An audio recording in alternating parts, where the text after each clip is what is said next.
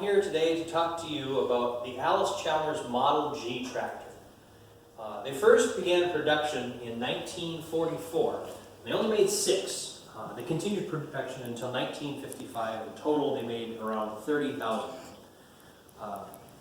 Today, most of them are in the hands of collectors, but you can still find a few that are used. Here, I'm at work at the Hanson Research Center, and I just resurrected this tractor, and we're going to use it in our local foods education program as a more sustainable way of farming. But when they were originally marketed, they were supposed to be sold for small farms or large gardens, and they're great for that. It's just a 10 horsepower small little tractor.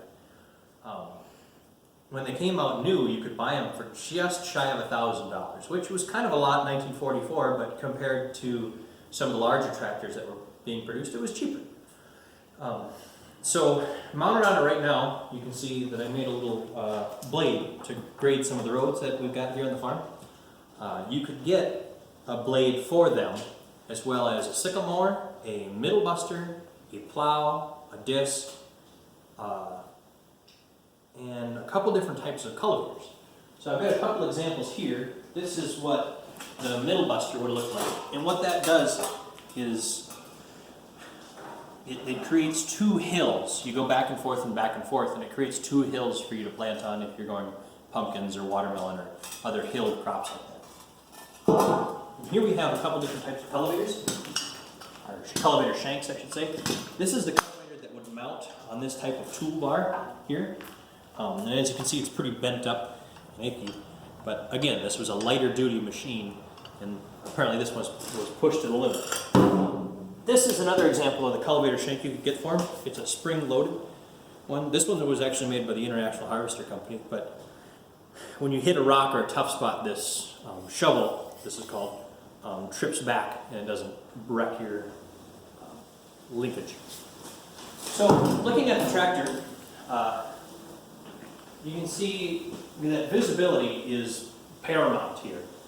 The driver or the operator can see exactly what he's doing all the time, and that was his main selling point. And as well as the visibility, the engine being mounted in the back gives traction to the rear tires all the time.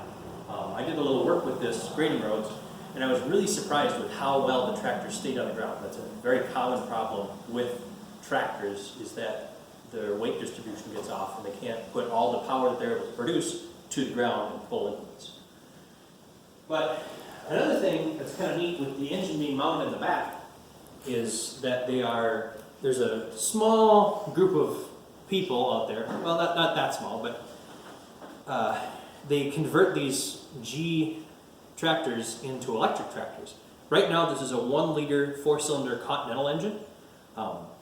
And what they do is they take that whole engine off, and you can see that there's no frame rail or anything that would inhibit, the ease of conversion, but they put an adapter plate on there and mount a large electric motor to it, like a 10 horsepower electric motor, and then rest batteries all around.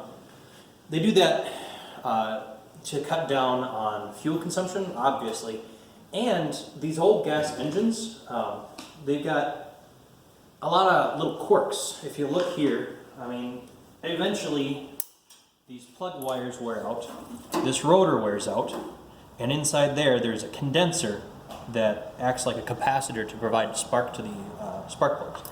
So not only is there some electronic stuff, but carburetors are always a little finicky.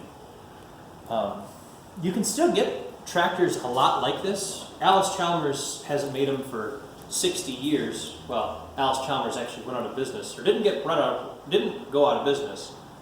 They kind of collaborated with several other companies and are now called AGCO. But anyway, there's a company in Ukraine called Ogun, and they still make tractors. They look a lot like this. There's a company called Tough Built here in America that still makes them, and they sell for about $13,000, but that's just the tractor, none of the implements. I thank you for your time.